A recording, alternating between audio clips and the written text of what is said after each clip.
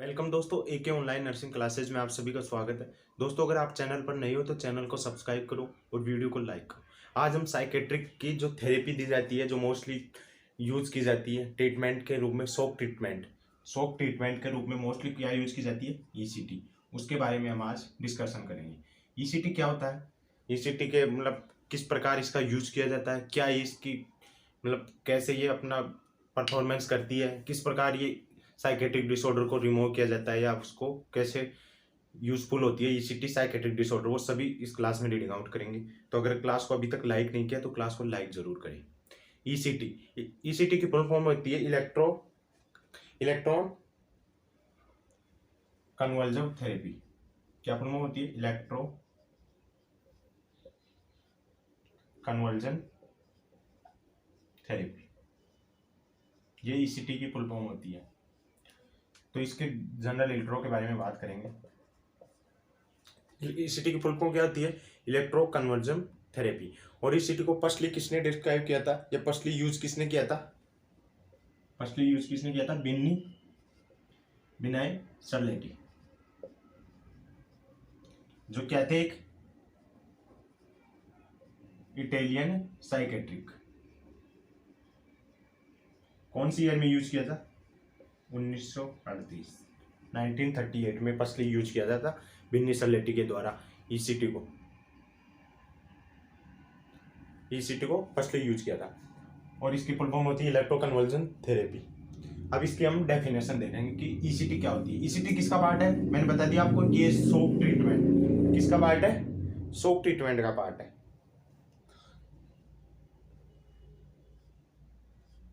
ECT have part of shock या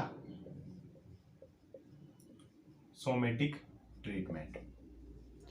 ECT क्या होती है? एक सोमेटिक ट्रीटमेंट होता है, उसका पार्ट होती है ईसीटी। अब इसकी डेफिनेशन देखेंगे। Definition,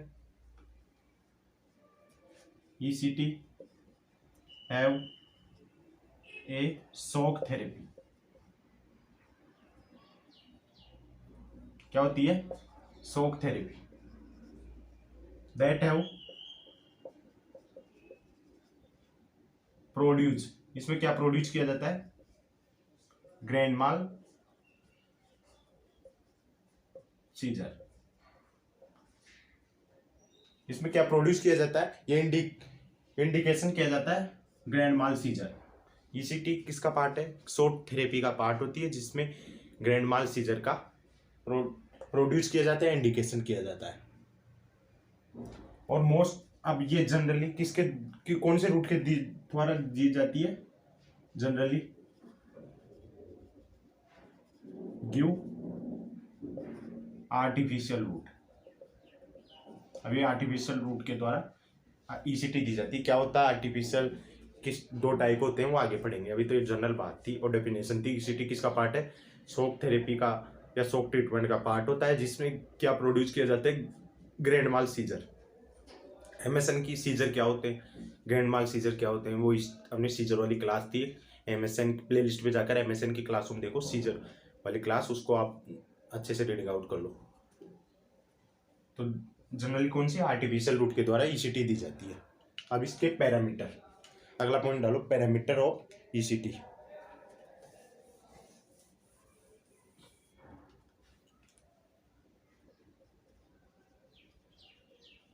parameter of ECT.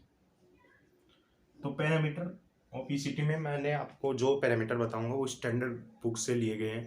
तो आपको कोई से बुक पढ़ोगे वहाँ पर अलग मिलेंगे, यहाँ पर अलग मिलेंगे। तो इसमें मैं आपको जो पैरामीटर बताऊंगा वो क्वेश्चन से लगभग मिलते हो, वो पुटअप कर देना। आपको कंफ्यूज मत होना, क्योंकि ये पैरामीटर ऑफ जो मैं बता रहा हूँ वो किससे हैं? अमेरिकन साइकेट्रिक एसोसिएशन, शॉर्ट में बोल सकते हो EPA से लिए गए हैं। तो आप इनको जो भी आप कोई सी बुक पढ़ते हो, लेकिन यहाँ से जो बता रहा हूँ वो एकदम राइट होंगे आपको। तो इन पैरामीटर को आप फॉलो करें। तो इसमें वोल्टेज फर्स्ट देखेंगे। वोल्टेज कितना? 70 to 120 वोल्टेज। ड्यूरेशन क्योंकि हम ईसीटी में दे क्या रहे हैं, करंट ही तो दे रहे हैं, तो उसमें वोल्टेज तो देखेंगे ना कि कितना वोल्टेज का करंट हम देंगे। तो कितना वोल्टेज का देंगे, 70 to 120। ब्राइटनेस बढ़ा देता हूँ, ठीक है। इतनी वोल्टेज का करंट प्रोवाइड करेंगे। और ड्यूरेशन कितना रहेगा, 0.7 सेकेंड, 0.7 है ये, टू 1.5 सेकेंड, 1.5 सेकेंड। फ्रीक्वेंसी की कितने टाइम देंगे, यहाँ से क्वेश्चन आता है फ्रीक्वेंसी से मोस्टली जो इसका फ्रीक्वेंसी कितने, मतलब एक दिन में कितनी बार देंगे, किस हिसाब से देंगे, 1 वीक्स में कैसे देंगे, वो फ्रीक्वेंसी बता रहा हूँ। तो frequency 3 time in a week, 3 time मतलब एक वीक में 3 बार, और वो भी कंटिन्यू 3 बार नहीं, एक दिन में, ऐसे नहीं एक दिन में 3 बार दे दी, वो भी नहीं, एक दिन में 3 बार भी नहीं, और एक दिन मतलब एक रेगुलर एवरीडे 3 डे, वो भी नहीं। इसमें क्या लेंगे, अल्टरनेट डे, मतलब एक दिन दे दी तो अगले दिन नहीं देंगे, और फिर उसके अगले दिन देंगे, मतलब एक दिन छोड़ के, 3 डे इन ए वीक। अगर कोई सीवियर कंडीशन है थोड़ी ज़्यादा, तो इसको हम बढ़ा भी सकते हैं, 6 to 12 डे इसीलिए। और पर्सन में ज़्यादा डिजीज कंडीशन के हिसाब से हम इसको अप टू कितनी प्रोवाइड कर सकते हैं, 25 ईसीटी लाइफ लॉन्ग, जीवन अवधि में 25। ये नॉर्मल पैरामीटर थे ईसीटी के। इसमें हमने देखा वोल्टेज कितनी रखेंगे, 70 to 120, ड्यूरेशन 0.7 to 1.5 सेकेंड, और लास्ट में हमने देखा कि frequency 3 time in a day, एक दिन में, मतलब 3 टाइम इन ए वीक्स है, एक वीक में 3 बार, वो भी अल्टरनेट डे, एक दिन दे दिया दूसरे दिन नहीं देंगे, इस टाइप से। और डिजीज कंडीशन के हिसाब से 6 to 12 ईसीटी हम जब मैक्सिमम दे सकते हैं, और पर पर्सन के लाइफ में 25 ईसीटी प्रोवाइड कर सकते हैं। तो हमने इसके नॉर्मल पैरामीटर देख लिए। अब ये एक पॉइंट आया था ग्रैंड माल सीजर, डेफिनेशन देखी थी, तब मैंने बताया था ईसीटी क्या होती है, शॉक थेरेपी है, शॉक ट्रीटमेंट का पार्ट होती है, जिसमें ग्रैंड माल सीजर प्रोड्यूस किए जाते हैं। तो ग्रैंड माल सीजर एक क्वेश्चन यहाँ से भी आ सकता है, तो इसको देख लेते हैं पहले। ग्रैंड माल सीजर दो स्टेज देखेंगे हम इसमें, tonic and clonic. First tonic and second clonic stage. तो टॉनिक में क्या देखेंगे, इसमें क्या होता है, अपना जो टॉनिक पार्ट, मतलब अपना जो तलवा होता है पैर का, सोल होती है, उसका क्या देखने को मिलता है टॉनिक में, प्लांटर एक्सटेंशन। ये टॉनिक सीजर कितने टाइम के लिए रहेगा, 10 to 150 सेकेंड, 10 to 15 सेकेंड तक टॉनिक सीजर रहेगा। और क्लोनिक सीजर का टाइमिंग क्या रहेगा, 30 to 60 सेकेंड। और ग्रैंड माल सीजर टोटल कितना रहेगा, 55 to 30 सेकेंड। तो ये अपनी नॉर्मल बात थी कि ग्रैंड माल सीजर 2 स्टेज देखने को मिलेगी, टॉनिक एंड क्लोनिक। आपको कैसे पता लगेगा कि ये टॉनिक स्टेज है, ये क्लोनिक स्टेज। टॉनिक स्टेज में क्या होगा, सोल होता है, उसका प्लांटर एक्सटेंशन देखने को मिलेगा, प्लांटर एक्सटेंशन। और क्लोनिक स्टेज 30 to 60 सेकेंड। और ग्रैंड माल सीजर कितने टाइम के लिए रहेंगे, तो 25 to 30 सेकेंड। तो ये नॉर्मल बात थी, इसको आप अच्छे से ध्यान रखेंगे। अब अगला कि मैकेनिज्म, ये ईसीटी किस प्रकार वर्क करती है, तो अगला पॉइंट डालो, mechanism of action of ECT.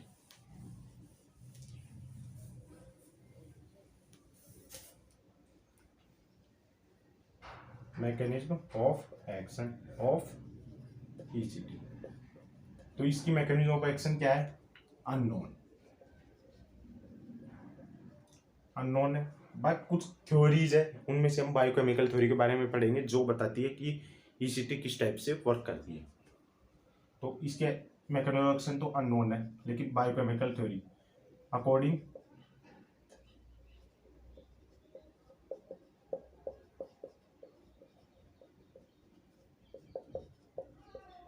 Biochemical theory क्या कहती है, बायोकेमिकल थ्योरी कहती है जो ब्रेन में जो न्यूरोट्रांसमीटर होते हैं उनका लेवल बढ़ जाता है, और इस टाइप से हम अपना ये जो शॉक ट्रीटमेंट होता है, वो जो पर्सन में कंडीशन होती है, कोई सिजोफ्रेनिया मैनिया, इस टाइप में ईसीटी देते हैं तो वो कंट्रोल में आ जाता है। तो न्यूरोट्रांसमीटर कौन से बढ़ते हैं? सीरोटोनिन एंड नोरएपिनेफ्रिन का लेवल बढ़ जाता है। तो अकॉर्डिंग टू बायोकेमिकल थ्योरी क्या कहती है कि some neurotransmitter level are increase. Mostly कौन कौन से न्यूरोट्रांसमीटर का लेवल इंक्रीज हो जाता है? सीरोटोनिन एंड नोर एपिनेफ्रिन का लेवल इंक्रीज हो जाता है। और कुछ थ्योरी ऐसे बताती है कि जो अपना लिम्फेटिक पार्ट होता है ब्रेन का और फ्रंटल पार्ट होता है, उसको मिलाने का काम करती है कौन? ईसीटी। जो इमोशनल ब्रेन होता है, emotional brain and frontal brain को क्या कराती है? ईसीटी मिलाने का काम करती है, मीट। और इससे अपना जो कंडीशन है वो उसमें फायदा होता है। तो ये कंडीशन, इस का टाइप से मैकेनिज्म ऑफ एक्शन है जो कुछ थ्योरी बता रहे कि ऐसे तो एग्जिट तो अननोन है इसकी। तो हमने अब हम देखेंगे कि ईसीटी कितने टाइप की होती है। तो अगला पॉइंट डालो, types of ECT. Types of ECT. ECT दो टाइप की होती है, टू टाइप्स। कितने टाइप की होती है? टू टाइप्स की। First direct and second modified. First direct and second modified ECT. Direct ECT में क्या होता है? करंट डायरेक्टली प्रोवाइड कर देते हैं। नाम से पता लग रहा है डायरेक्ट ईसीटी। इसमें करंट को क्या करते हैं? डायरेक्टली प्रोवाइड कर देते हैं। कोई भी एनेस्थेसिया, कोई भी मसल रिलैक्सेंट कुछ भी नहीं देते। और मॉडिफाइड में क्या आता है? मसल रिलैक्सेंट प्रोवाइड किए जाते हैं, मसल रिलैक्सेंट और एनेस्थेसिया देते हैं और फिर करंट प्रोवाइड करते हैं। इस कारण इसको मॉडिफाइड। और ये डायरेक्ट ईसीटी रेयरली यूज की जाती है। अब तो प्रेजेंटली तो मोस्टली यूज ही नहीं करते, लेकिन कुछ रेयर चांस में यूज करते हैं। लेकिन इस डायरेक्ट ईसीटी के कुछ बेनिफिट भी है, क्योंकि डायरेक्ट ईसीटी में बेनिफिट नहीं है, कुछ भी नहीं है ऐसे तो, लेकिन कुछ बेनिफिट होते हैं, इस कारण इसको रेयरली चांस में यूज किया जाता है। तो direct ECT when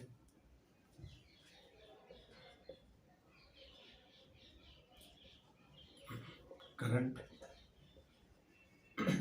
are given direct without anesthesia and muscle relaxant, without anesthesia और muscle relaxant। और मॉडिफाइड में give current to use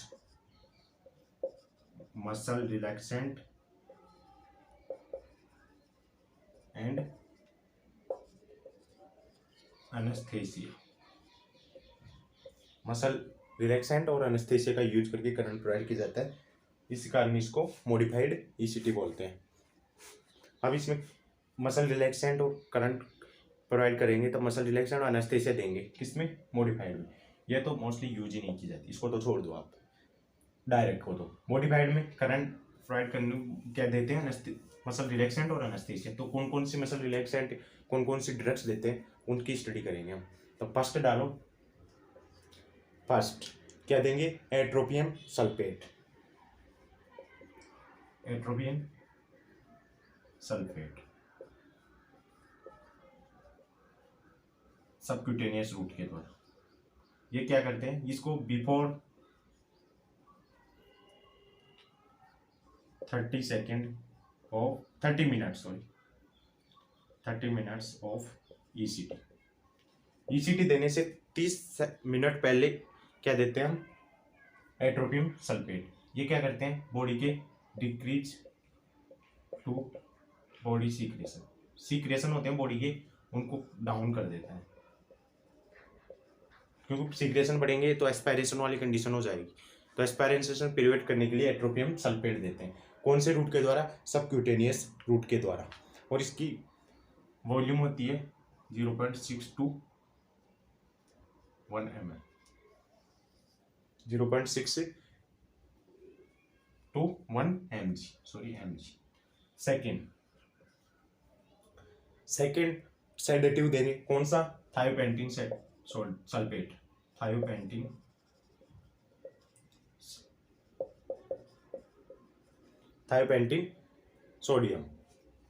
sodium देंगे। थायोपेंटिन सोडियम कौन से रूट के द्वारा? आईवी रूट के द्वारा। ये क्या करेगा? सेडेशन, पर्सन को सेडेशन या एनेस्थेसिया बोल सकते हो इसको, सेडेशन प्रोवाइड करा है यानी एनेस्थेसिया। कौन सा? थायोपेंटिन सोडियम देंगे। और इसकी 5 to 10 ml। ऐसे पूछेगा तो नहीं, लेकिन याद कर लो आप। तो फर्स्ट देखा हमने, एट्रोपियम सल्फेट दे देंगे। एट्रोपियम सल्फेट की क्या डोज रखेंगे? सबक्यूटेनियस रूट के द्वारा देंगे और 0.621 mg की डोज देंगे। और ये क्या करेगा? बॉडी की सीक्रेशन को डाउन कर देगा। सेकेंड, थायोपेंटिन सोडियम जो आईवी रूट के द्वारा देंगे और सेडेशन के लिए। और थर्ड, सक्सिनाइड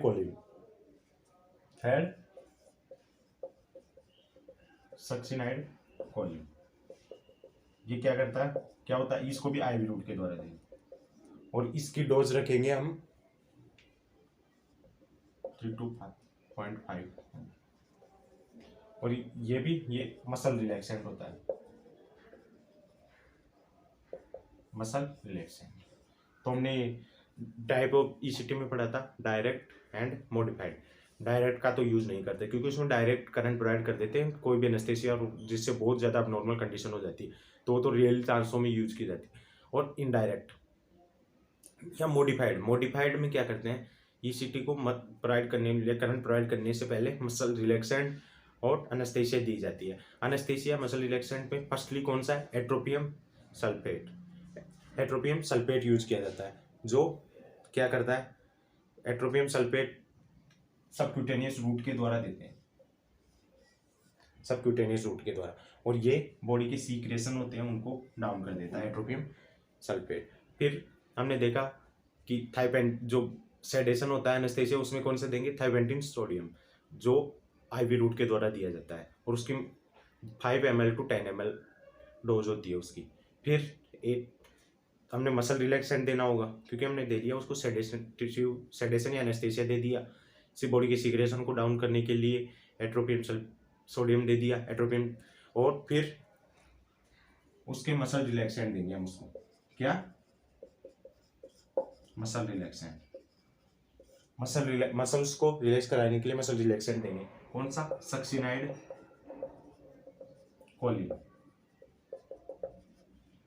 कोलिन देंगे मसल रिलैक्सेंट, वो भी आईवी रूट के द्वारा।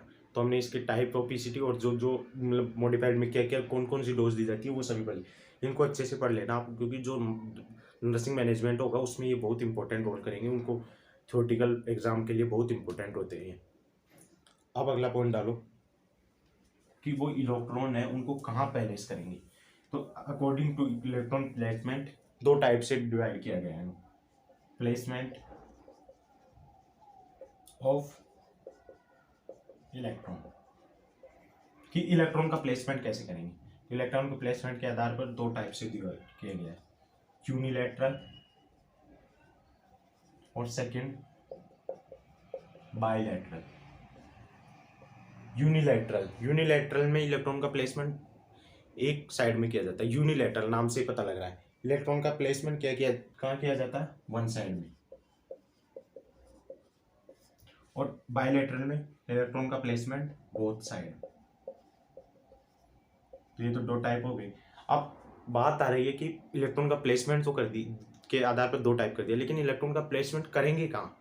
तो where placement of the electron, अगला पॉइंट, कि कहाँ लगाएंगे? यहाँ लगाएंगे, यहाँ लगाएंगे, यहाँ लगाएंगे, कहाँ लगाएंगे? Where placement of electron.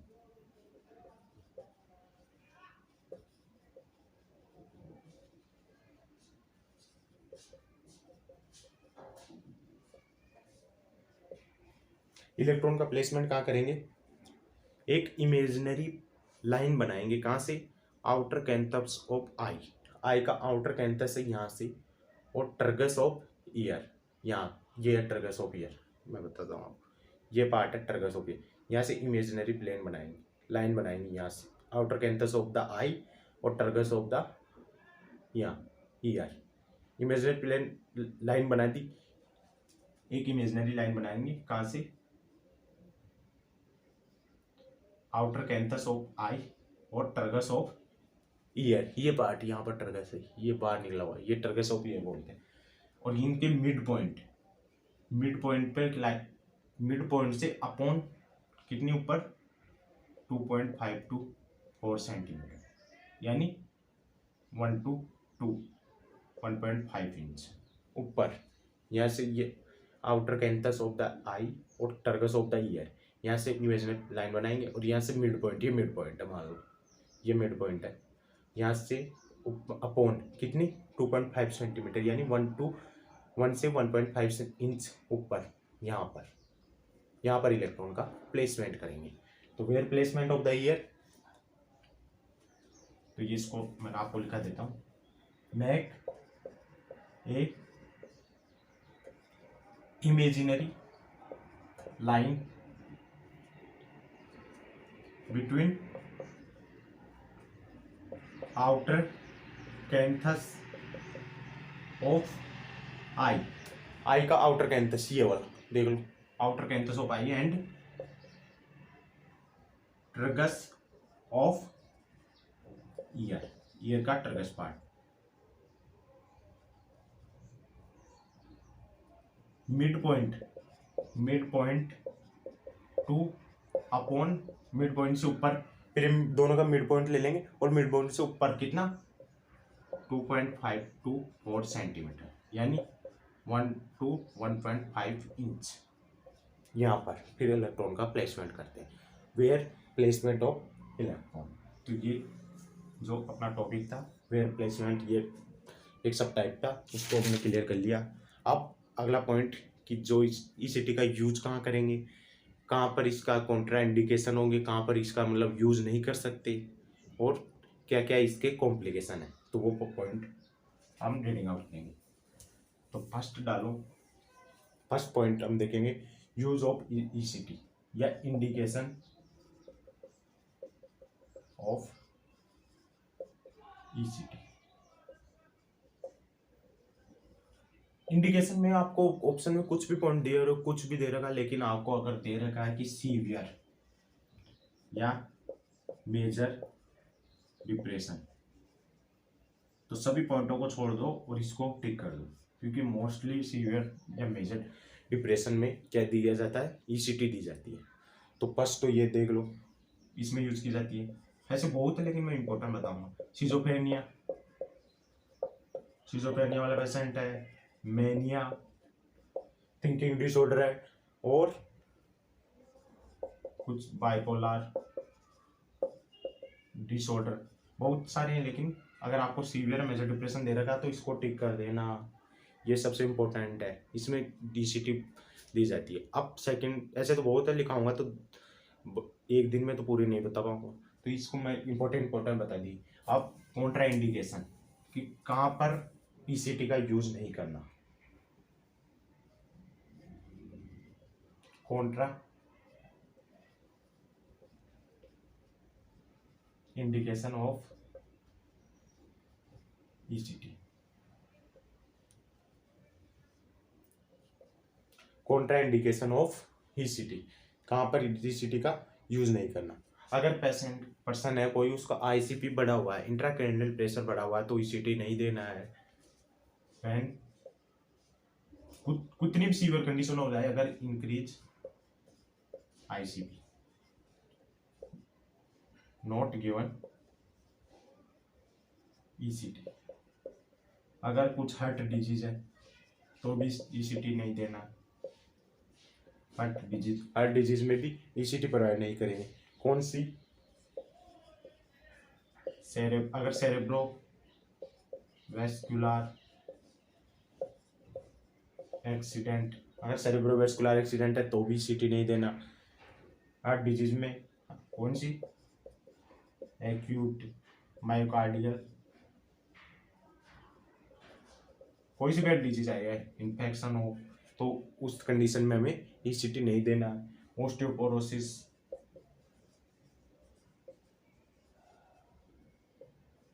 तो ये हमने Contra indication of the ECT कि कहाँ पर ईसीटी का यूज नहीं करना। अगर आईसीपी बढ़ा हुआ है तो भी ईसीटी यूज नहीं करना है।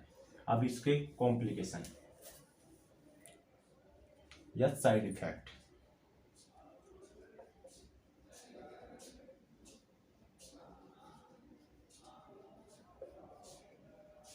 साइड इफेक्ट या complication, first memory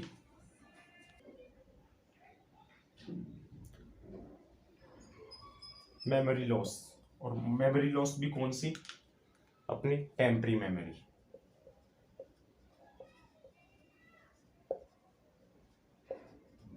permanent memory loss नहीं होती।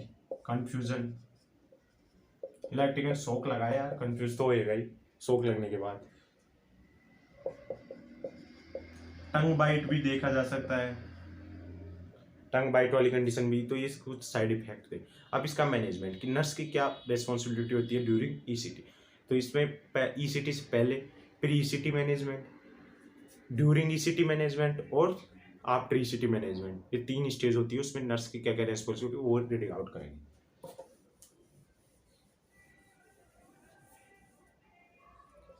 फर्स्ट देखेंगे प्री ईसीटी।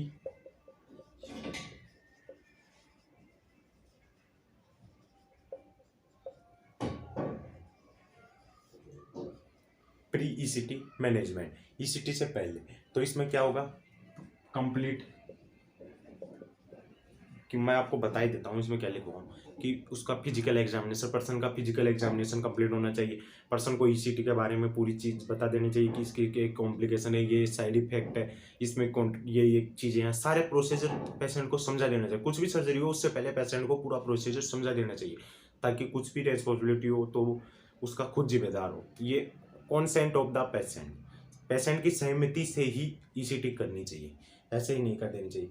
और उसके वाइटल साइन, सारी हिस्ट्री टेकिंग, कुछ भी साइन, ब्लड टेस्ट, सभी प्रकार के टेस्ट, कुछ कॉन्ट्रा डिजीज, मतलब ये चीज़ें पता लगाना चाहिए कि कॉन्ट्रा इंडिकेशन में है, जैसे हेड डिजीज है वो तो नहीं है।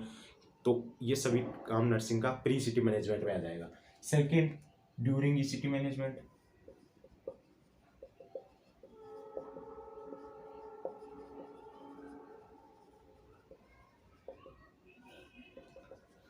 Second, during ECT management, ECT के दौरान क्या मैनेजमेंट होगा। ईसीटी के दौरान पेशेंट को पोजीशन प्रोवाइड करना होगा नर्स को, और मोस्टली कौन सी, सुपाइन पोजीशन प्रोवाइड करना चाहिए। और पेशेंट को शॉर्ट एक्टिंग, तो इस टाइप से नर्सिंग का रेस्पॉन्सिबिलिटी होती है। और इसी से हम ईसीटी के बाद वाला मैनेजमेंट कर लेंगे। तो इस टाइप से अपना ये टॉपिक क्लियर हो गया। अगर आपने अभी तक चैनल को सब्सक्राइब नहीं, चैनल को सब्सक्राइब करो, टेलीग्राम चैनल को ज्वाइन करो। धन्यवाद।